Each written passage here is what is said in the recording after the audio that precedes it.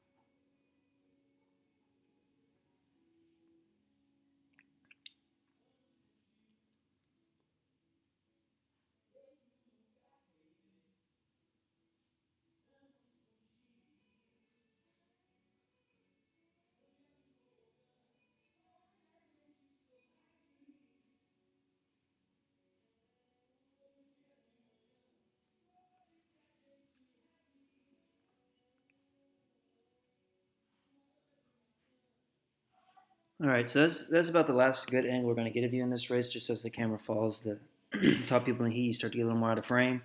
So going back to the start here, I like that your feet are in place before the starter as you take your mark. When you go to take your mark, I like this position here with the body besides the arms and the head. So your head, there's a little tension in your neck. You can relax the head, have your head looking more towards your feet. The arms here are in a tense position. You'll notice the buzzer you see with the green light just went off, and your arms have to drop in order to engage your arms. So it's good you're engaging your arms, but we have to go through this unnecessary movement in order to actually engage them, and ultimately your reaction time ends up being about 0.8 seconds, which is too slow. First thing you do right here off of the start is take a breath. So that's less than ideal. You have a really good kick. You have good strength in your legs, and you really are playing to your strengths here by kicking heavily. I would not recommend kicking quite this hard to start the race. You can kind of relax a little bit. It is a sprint, but the way you're swimming this is you have a slow tempo with your arms, and then a heavy tempo with your legs. We need to balance that out a little bit. Excuse my dog. And increase the tempo with your arms, and just relax the legs a little bit at the start. Save them so you can really kick them in at the end. Now you notice if I take a look at your splits, you have 30, 33, 34, 33. If we could really start to engage the legs after that first 100 to this degree, maybe we get rid of that 34 and turn it into 333s after the first 50. By the 100, though, that's 104 and 108. So that's a pretty well swum race considering you don't typically swim this event. As we continue to kind of dive into this event a little bit, I think we have a lot of room to improve. So let me go back a little bit and look at the actual stroke here. Not that far. Let's get you right here in the middle of the pool.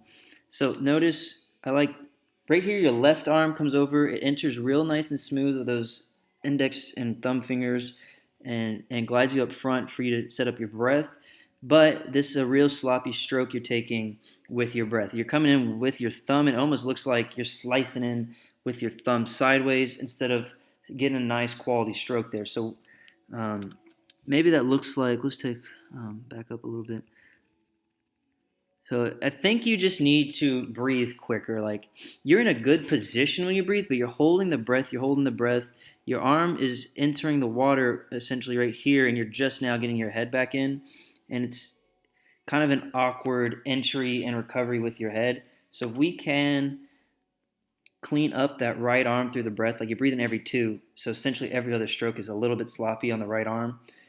We can get a lot more efficient, kind of match our tempo with the legs and arms a little better. I think we have a lot of room to improve. It's pretty exciting if we start to dive into this, what you can do in the 200. I definitely think you can flirt with 2 minutes by the end of this season. Thanks for trying it out.